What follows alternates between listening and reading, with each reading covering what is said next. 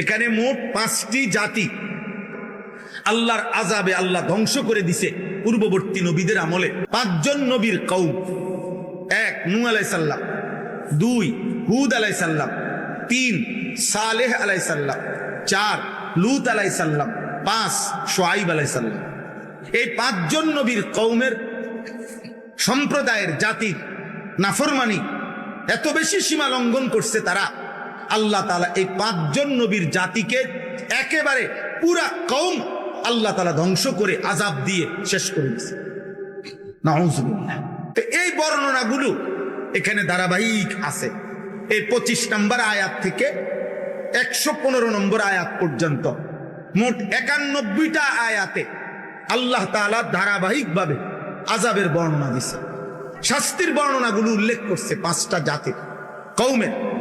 তো এরপরে দেখেন সর্বশেষ সমস্ত বর্ণনা আযাবের শেষ করে আল্লাহ তাআলা একটা কথা নবীজিকে শুনাইছেন যে, হে বন্ধু, এই যে পূর্ববর্তী 5টি জাতিকে আমি শেষ করে দিলাম আযাব দিয়ে। কেন? চূড়ান্ত আযাব দিয়ে একেবারে কোলের বাচ্চা, দুধের বাচ্চা, নারী, পুরুষ, জওয়ান, বুড়া, পুরা জাতি একসাথে শেষ করে দিছি। কেন দিলাম? ছোট বাচ্চাও ছিল, কোলের বাচ্চাও ছিল, সব শেষ করে দিছে আল্লাহ। কেন? প্রশ্ন হলো কেন? তো আল্লাহ তাআলা এখানে উল্লেখ করছে, বন্ধু, নাফরমানি শেষ, পাপ তো করতেছিল তারা, আমার অবাধ্যতা তো তারা করতেছিল, কিন্তু তাদের সীমা লঙ্ঘন হলো এই যে তারা পাপ করতে করতে এই পর্যায়ে পৌঁছছে যে একটা সময় আইসা পুরা জাতির মধ্যে আর কেউ কাউকে গুনাহ থেকে ফিরায় না, সংশোধনের আর কেউ চেষ্টা করছে না।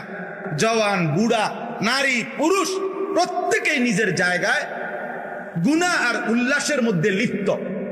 কেউ যে কাউকে ফিরাবে, বাপে পুতেরে বলে না, মা জিরে বলে না, দাদা নাতিরে বলে না, সমাজের মুরব্বীরা ছোট বাচ্চাদেরকে বলে না, অভিভাবক অধীনস্থকে বলে না।